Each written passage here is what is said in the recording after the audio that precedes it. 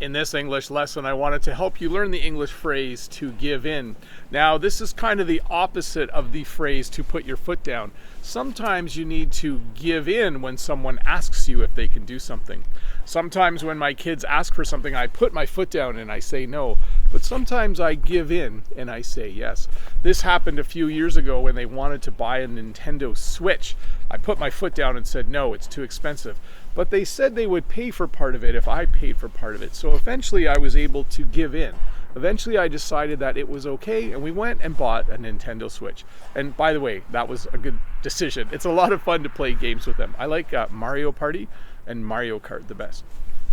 The second phrase I wanted to teach you today is the phrase to give out.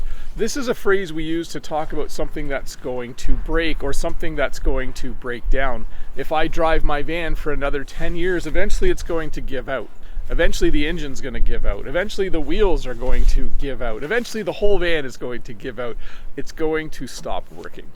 So to review, to give in means to finally say that someone's allowed to do something. Sometimes my classes ask me if they can, walk to town for a field trip, and eventually I give in and plan something like that instead of saying no. And to give out means to simply break down. Now, both of these phrases have other meanings. Those are just two of the meanings that I wanted to teach today.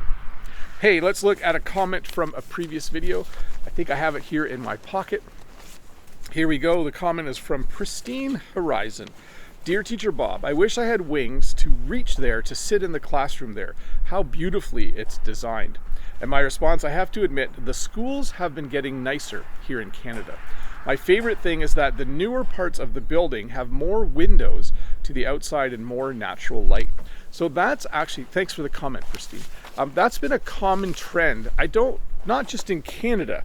I think in a lot of parts of the world, buildings have more windows to let more natural light in.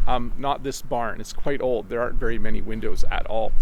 So in our school, the newer parts of the school are really nice because they have floor to ceiling windows in some spots. It's really, really cool. Hey, you might be wondering, what am I doing standing here? What am I doing wearing a t-shirt? Well, it's spring break. It's really windy, and I had to find a place where I could stand to make this video. So I'm kind of hiding in this kind of gross corner by the barn. I wanted to show you this though while I'm standing here. This is the sign that my dad put up when we had animals. It says, "Stop livestock at work. Please obtain authorization before entering." And then this is the name of a feed company, Suregain. Back when my parents were farming, it was just starting to become a concern that you didn't want too many people visiting a farm. There are more and more diseases that spread between chicken farms and cow farms or cattle farms and pig farms, and it's just more of a concern. So I think back in that era, the feed companies decided they would start to give farmers signs like that one to put up to tell people, please don't go in this building without first asking if it's okay, without first asking the owner. So anyways, yes, it's a little windy out here.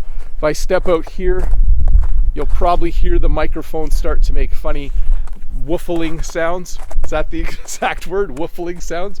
Anyways, spring break's almost over. You'll be watching this on Friday, the last day of my spring break. Obviously, I'm back at doing YouTube. Thanks for giving me a week off. I really, really appreciated it, but I'm pretty excited to get going full steam again. Have a good week. See you in a few days with another short English lesson. Bye.